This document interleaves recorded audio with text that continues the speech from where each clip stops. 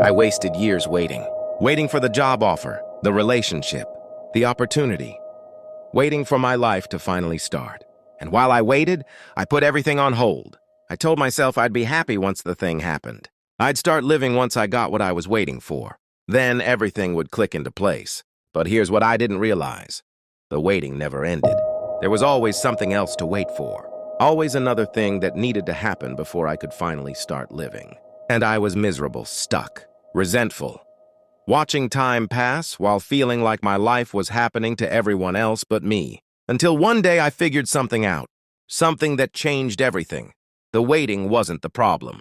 My relationship with the waiting was the problem. I've been treating waiting like dead time, like these empty gaps between the real moments of my life, like nothing important could happen until the thing I was waiting for showed up.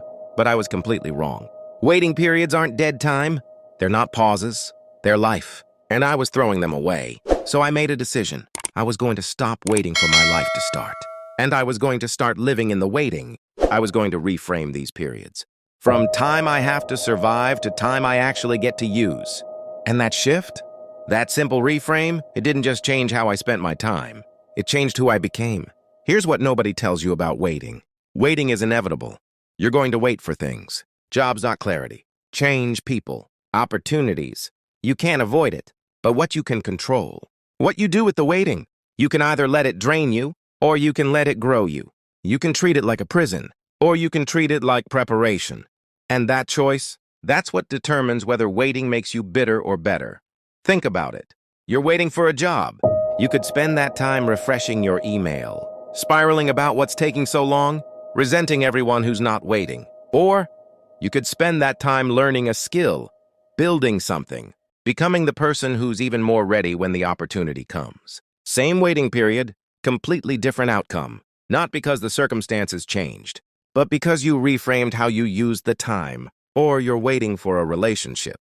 You could spend that time feeling incomplete, scrolling through couples online, convinced you're behind, missing out, wasting time. Or you could build a life you're proud of, heal the patterns that haven't worked, become the person who's actually ready for healthy love. Same waiting period, different version of you on the other side. Here's what I started doing. Every time I caught myself thinking, I'm just waiting for this thing to happen, I asked a different question. Not, how long will this take?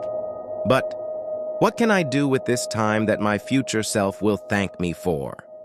That question changed everything. Not what should I do, not what do I have to do, but what could I do that would make this time actually matter? I was waiting for a job offer. It was taking weeks. And instead of spending every day anxious, refreshing my inbox, making myself crazy, I started learning something I'd been putting off. A skill I'd told myself I'd get to once I had time. Well, I had time. I was waiting anyway, so I used it. And you know what happened? By the time the offer came, I wasn't just ready for the job. I was better than when I applied. The waiting didn't weaken me. It strengthened me because I reframed it. I was waiting for clarity on a major life decision. And instead of spiraling in the uncertainty, sitting still, driving myself crazy, I asked, what can I do while I'm unclear that doesn't require me to be certain? I couldn't control when clarity would come, but I could control whether I stayed stagnant while it didn't. So I moved. I tried things. I experimented, and the clarity came faster. Not because I sat and thought harder, but because I was creating conditions for it to emerge. Here's the mindset shift that changes everything. Waiting periods aren't pauses. They're preparation. They're the time when you're not in the spotlight, when the pressure's off, when you have space to build, heal, learn, and grow without all the noise. That's not dead time, that's sacred time. That's when transformation actually happens. Think about athletes. They don't just show up on game day. They train in the off-season. That's where they get better. The game is where they show what they built. But the building, that happens in the waiting, in the preparation, in the time between the moments everyone sees. Your life is no different.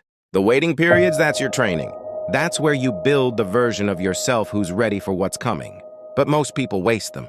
They treat waiting like punishment, like time they have to survive until real life starts again.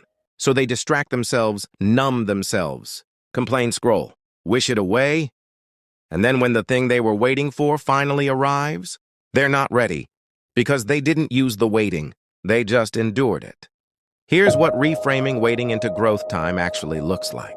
First, you stop treating waiting like a curse, and you start treating it like a gift.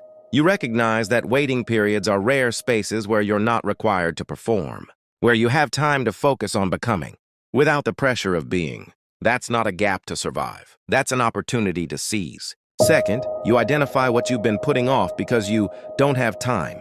The skill you'd learn, the habit you'd build, the thing you'd heal, the project you'd start. Then you realize you have time right now, while you're waiting. So you stop waiting to start, and you start now in the waiting.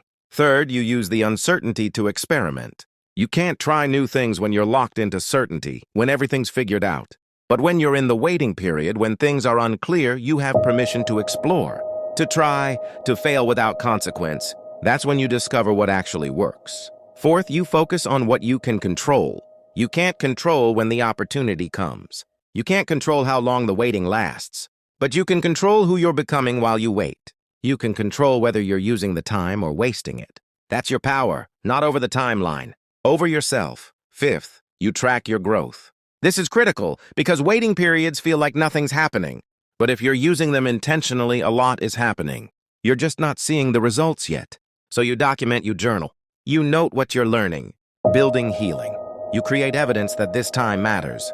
And when the waiting ends, you look back and realize, that wasn't wasted time. That was when I became who I needed to be. Here's what I learned. The waiting doesn't end when you get the thing. It ends when you stop resenting it. When you stop treating it like time stolen from your life, and you start treating it like time given to your growth. Because there will always be something to wait for. Always another opportunity, another answer, another arrival. And if you spend all that time wishing it away, you'll spend your whole life waiting, missing the life that's happening right now. But when you reframe waiting into growth time, everything changes. You stop feeling stuck because you're not stuck. You're preparing, you stop feeling resentful because you're not wasting time. You're using it, you stop feeling powerless because you've reclaimed your power, not over the timeline, but over who you're becoming while you're in it. So here's what you do starting today. Stop waiting for your life to start and start using the waiting. Ask yourself, what can I do with this time that my future self will thank me for? Then do that, not someday. Today, while you're waiting. Learn the skill you've been putting off. Build the habit you've been delaying. Heal the pattern you've been ignoring. Start the project you've been postponing. Not because you have endless time, but because you have this time, right now, while you're waiting. And this time counts. Stop treating waiting periods like pauses. Start treating them like preparation. Because that's what they are. The moments between the moments. The training between the games. The building between the arrivals. That's where you become who you need to be. Not in the spotlight, in the waiting. The thing you're waiting for will come. Or it won't. You can't control that. But you can control whether the waiting makes you bitter or better. Whether it drains you or grows you. Whether you waste it or use it, that's your choice. So stop waiting for your life to happen and start living in the waiting. Because this right now, while you're uncertain, while you're in between, while you're not there yet, this is your life. This is the time you have. And it's not dead time. It's not wasted time. It's growth time.